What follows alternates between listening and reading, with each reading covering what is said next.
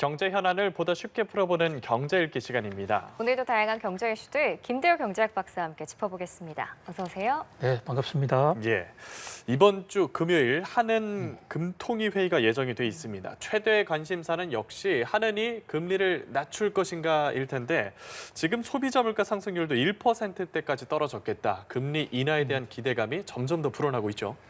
시장 경제 체제에서요, 경제에 가장 큰 영향을 주는 변수를 하나만 꼭 집으라 그러면 예. 단연 금리입니다. 예. 금리 중에서도 중심이 되는 기준금리, 한국은행 금통위가 정하죠. 이 금통위의 기준금리가 어떻게 되느냐에 따라서 경제 상황이 많이 바뀌는데 코로나19 이후로 우리가 금리를 계속해서 올려왔습니다. 물가를 잡는다는 이름으로 금리를 올리기 시작한 게 2021년 8월 달부터인데요. 예. 그때부터 정말 숨가쁘게 일방적으로 계속 올리고 또 올렸습니다. 그런데 이번 주 금요일 날 한국은행이 금통위를 하는데 이번에는 이제 금리를 인상하는 게 아니라 인하할 수도 있겠다라는 그러니까 대방향 전환이 이루어지는 거죠. 이렇게 되면 단순히 금리만 내려가는 게 아니라 경제의 운영 패턴이 이른바 패러다임 시프트가 일어날 수 있는 예. 굉장히 큰 변화인데 이번 주 금요일 날 금통위가 기대가 많이 됩니다. 네, 금요일에 또 박사님과 얘기를 나눠볼 수 있을 텐데 기준금리를 결정하는 데는 여러 가지 요인이 있잖아요. 그중에서 기준금리 인하의 최대 걸림돌로 작용했던 가계부채 증가세도 한껏 꺾이는 모습인데 금통위가 이 추이를 어떻게 생각할까요? 예, 지금 한국은행 금통위가 금리를 인하하는 쪽으로 방향을 잡지 않겠느냐라는 전망이 조금 더 우세한데요. 예. 왜 그렇게 한국은행은 금리 인하 쪽에 조금 더 무게의 중심을 두냐면요. 지금 앵커님 말씀하신 대로 그동안 한국은행이 금리 인하하고 싶었습니다. 왜냐하면 지금 경기가 안 좋고 민간 소비도 부진하기 때문에. 그런데 가계 부채가 계속 늘어나고 있고 또 집값도 가파르게 올랐거든요. 일부 지역이긴 합니다만은. 그래서 금리 인하하고 싶어도 현실적으로 인하하지 못했는데 정말 참 다행히도 추석을 지나면서 지금 그래픽에 보시는 대로 우리 5대 은행의 가계대출 8월 달까지는 가파르게 일방적으로 올랐습니다. 그런데 이제 뚝 떨어졌습니다. 가계대출이 줄었다는 게 아니고 가계대출 증가폭이 크게 감소했거든요. 예. 약 한 30% 정도가 감소했는데 이 정도면 적어도 지금까지 나타난 지표만을 놓고 볼 때는 가계부채 폭증세를 잡았다 이렇게 볼 수가 있습니다. 또 집값도 지금 그 서울의 강남 지역이라든지 그동안에 많이 오르던 지역 그 지역에서 상승세가 3주째 연속으로 지금 둔화되고 있거든요. 예. 뭐 이런 정도라면 현재 지금 우리나라 물가를 1.6% 한국은행의 목표가 2%인데 그보다도 훨씬 더 물가를 안정시켰습니다. 미국의 경우보다도 우리 물가 하락 속도가 더 빠릅니다.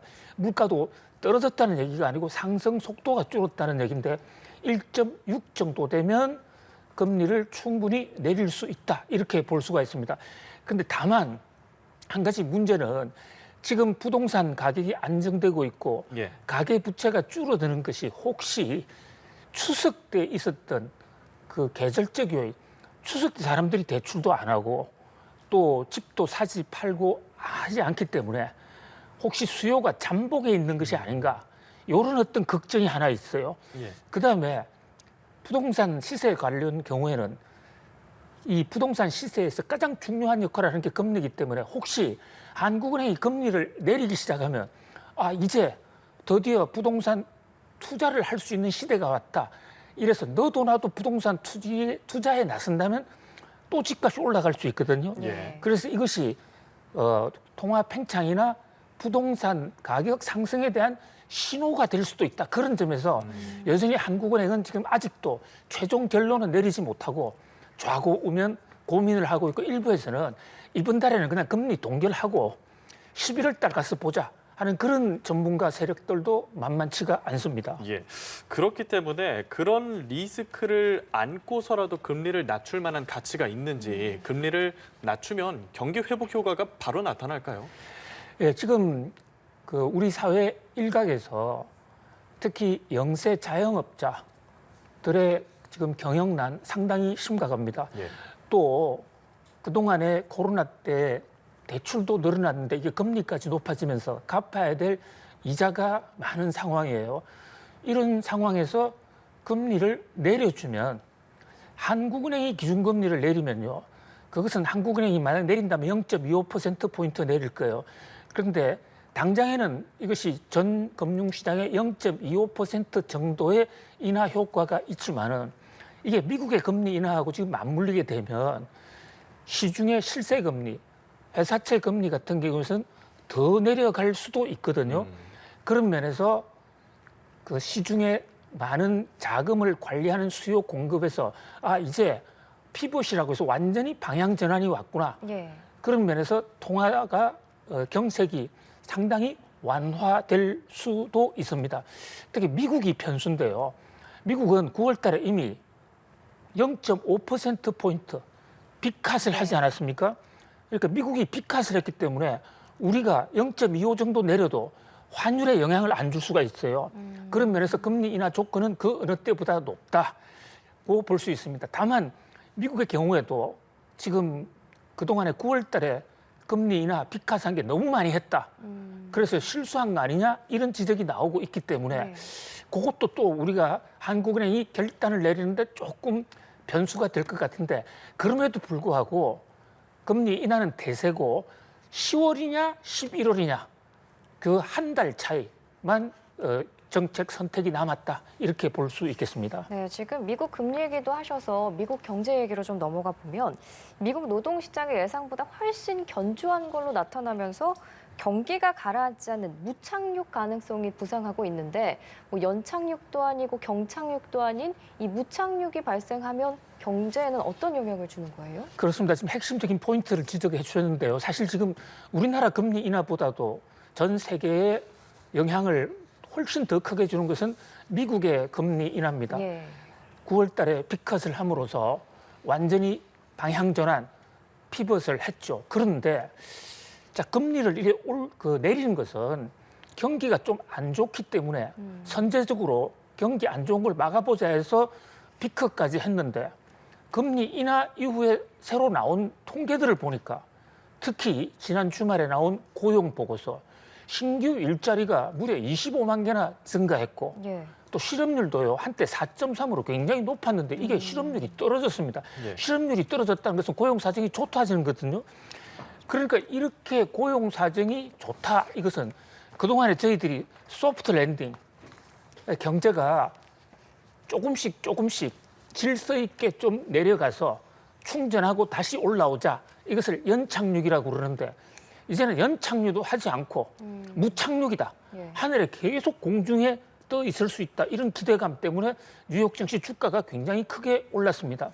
자, 그런데 경제학적으로 보면요. 무착륙은 결국은 오래 못 갑니다. 왜냐하면 우리 비행기도 마찬가지입니다. 네. 하늘을 계속 날고 싶지만 아직까지 인류의 기술로는 기름 넣어야죠. 영원히 에너지 충전하지 않고 계속 떠 있는 비행기는 없어요. 예. 그렇다면 지금 연착륙할 때 안 내리면 하늘에 떠 있을 때 기름이 다 없어지면 바로 공중 낙하. 그러니까 연착륙이 아니라 바로 추락 박살이 날 수도 있는 것이에요.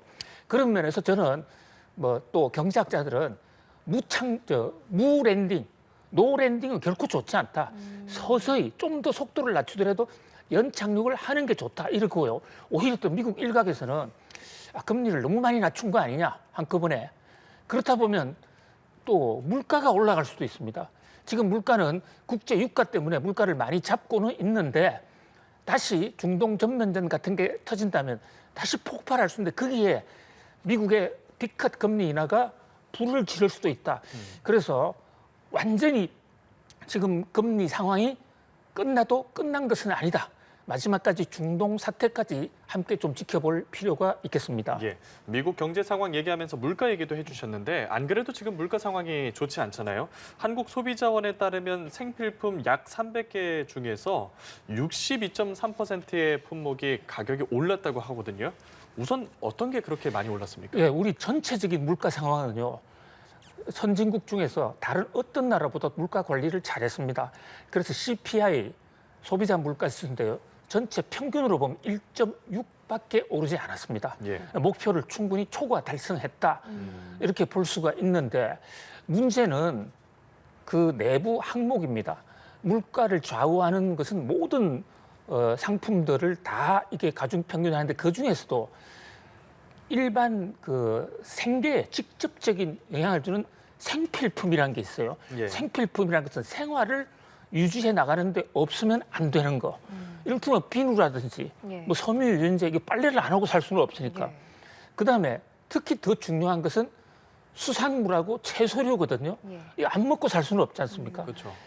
채소류 같은 경우에는 그동안에 서민 생계 중에서 가장 중요한 부분인데 이 채소류가 지금 급격하게 뛰고 있고 기상 이상 현상 등으로 해서 바닷가에서 잡히는 갈치라든지 고등어 자, 이런 대목들이 지금 급등해서 지금 전체적으로요.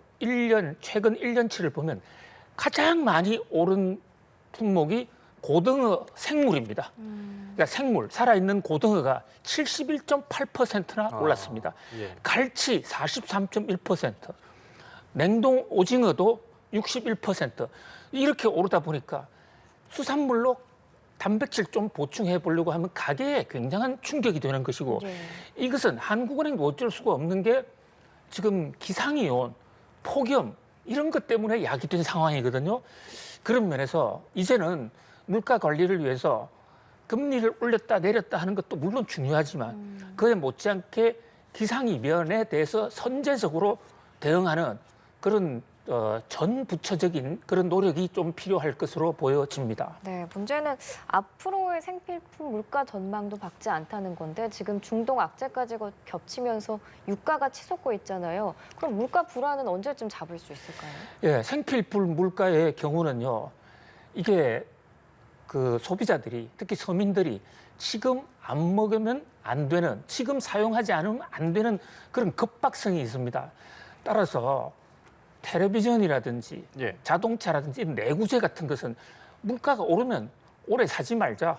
내년, 내후년으로 연기하면 되거든요. 예. 근데 지금 상추, 배추 비싸니까 10년 후에 먹자. 이게 이론적으로 불가능하잖아요. 그렇죠.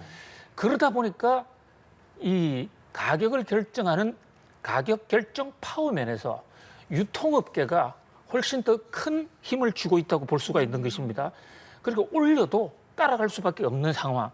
그러다 보니까 생필품 가격은 좀 더 올라가는 그런 상황인데 그런 면에서 유통업계의 어떤 사재기라든지 또 유통업계의 터무니없는 마진폭 이런 것은 조금 조절할 필요가 있고 특히 정부 입장에서는 가격에 뭐 시장 경제 체제에서 직접 나서기는 어렵겠지만은 변화하는 물가를 빨리 신속하게 알려줌으로써 소비자들한테 선택의 폭, 싼 거 어디 가면 있다 이런 것을 빨리 좀 전해주는 이런 노력이 굉장히 시급할 것으로 보여집니다. 예, 알겠습니다. 한은의 금리 인하 전망부터 물가 얘기까지 나눠봤고요. 다음 주제 다뤄보겠습니다. 지난 8월에 새로 신청된 경매 물건 수가 총 1,149건으로 동월 기준 18년 만에 최대치를 기록을 했거든요. 물량이 늘어난 가장 큰 이유가 어떤 건가요? 참 안타까운 사정입니다. 경매라는 거는요. 부동산을 담보로 대출을 받았다가 그 대출금을 제때 갚지 못해서 네. 그래서 채권자가 강제로 그 담보 물건을 팔아치우는 겁니다. 예. 그러니까 최악의 그 부동산 소유자 입장에서는 사실상 파산했다 이렇게 볼 수가 있는데요. 이게 경매 신청 건수가 8월 달에 18년 만에 최고로 8월 한 달에만 10,000건이 훌쩍 넘었었습니다. 예. 자, 이런 식으로 가면 연말까지는 훨씬 더 커지겠죠. 현재 지금 전년 동기 대비 14.9%나 증가를 했단 말이죠. 왜 이렇게 경매가 늘어나느냐? 돈을 제때 갚지 못했기 때문에 늘어나는데 그럼 돈은 왜 제때 갚지 못했느냐? 첫 번째, 자영업자 등의 경우에 경기가 안 좋았고 특히 한계 기업이 많이 생겼습니다.